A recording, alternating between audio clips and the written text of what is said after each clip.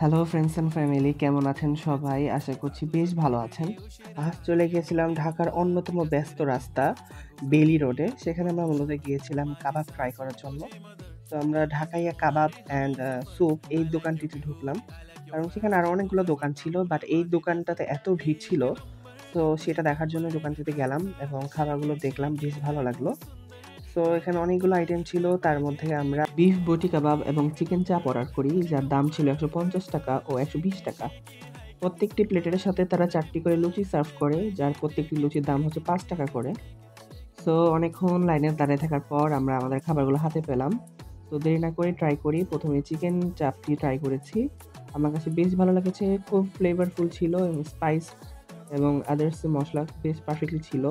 দেন বিফটা try করি, আমার কাছে বিফটা বেশ ভালো লেগেছে। তারা কাবাবের সাথে একটি সস দিয়ে থাকে, সেই সসটা আমার কাছে বেশ ভালো লেগেছে। তো আজ এই পর্যন্তই। আশা করছি ভিডিওটি ভালো লেগেছে। আপনারা অবশ্যই আসবেন, ট্রাই করবেন, জানাবেন। কমেন্ট, লাইক, শেয়ার করতে ভুলবেন না। ধন্যবাদ।